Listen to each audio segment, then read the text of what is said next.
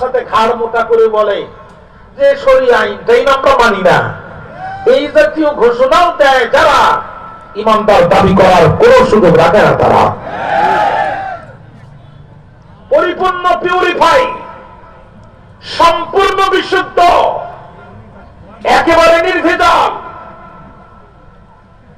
একটি গ্রন্থ, একটি চূড়ান্ত সংবিধান আল্লাহ তাআলা নাযিল করলেন। বলেন তো দেখি উদ্দেশ্য আছে না নাই? আরো জোরে কোন আছে? কলম দিয়ে কান চুলকানো যায়, কলম দিয়ে আর একজনের চোখের মধ্যে গুঁতা দিয়ে তার চোখটা চিরদিনের জন্য নষ্ট করে দেওয়া যায়, কিন্তু এই কান চুলকানো কিংবা কারোর চোখে গুঁতা দিয়ে চোখ নষ্ট করার জন্য কলম আবিষ্কার হয় নাই। কলম আবিষ্কার হয়েছে লেখালেখি করার জন্য। কথা বলেন না কেন? মোবাইলে চাপ দিবেন, 11:13 টাইম দেখতে পাবেন। আরেকটু ভিতরে যাবেন, ক্যামেরা আছে, ছবি তুলতে পারবেন। আরেকটু ভিতরে আছে ক্যালকুলেটর পাবেন, হিসাব করতে পারবেন। আরেকটু ভিতরে যাবেন, ভিডিও করতে পারবেন, সরাসরি সংবাদ দেখতে পাবেন। এত কিছু আয়োজনের জন্য ক্যালকুলেটরের হিসাব, ঘড়ির সময় আর ক্যামেরার ছবি, এইগুলোর জন্য মোবাইল আবিষ্কার হয় নাই। মোবাইল আবিষ্কার হয়েছে দূরে থাকা স্বজনদের সাথে কথাবার্তা বলার জন্য। ঠিক তদ্রুপ ভাবে আল্লাহর এই কোরআন দিয়ে দোয়া দিলে লাউ গাছে পোকা লাগে না।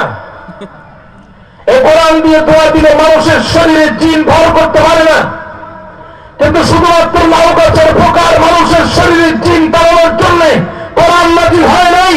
লিতাহকুমা বাইনান নাস, 2000 বছর পূর্বে আল্লাহ বলেছেন ইউনিয়ন পরিষদ থেকে শুরু করে সুপ্রিম কোর্টের আপিল বিভাগ পর্যন্ত আল্লাহ আইন দিয়ে বিচার ফয়সালা করার জন্য আল্লাহ পাক কোরআন নাযিল করেছেন।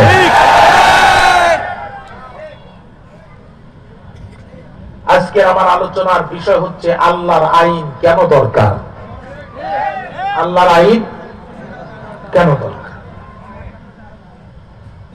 জমিন কার? আল্লাহ। আপনাদের ঘুম এসে গেছে আমার মনে হয়, একটু জোরে কর না। জমিন কার? আল্লাহ। আসমান কার? আল্লাহ। আরো জোরে চিৎকার করে কর, আমরা কার? আল্লাহ। বৃষ্টির প্রয়োজন হয় যখন, কে বৃষ্টি দেন তখন? আল্লাহ। জমিন যদি আল্লাহর হয়, আকাশ যদি আল্লাহর হয়, বৃষ্টি যদি আল্লাহ দেয়, চিৎকার করে বলেন তো দেখি আইন চলবে কার? আল্লাহ। কিন্তু আমরা এতটাই হতভাগা জাতি যে আল্লাহর জমিনে বাস করি, আল্লাহর দেয়া অক্সিজেন প্রতিটি সেকেন্ডে নিচ্ছি, ছাড়ছি, আর দেশের আইন বানাই ডক্টর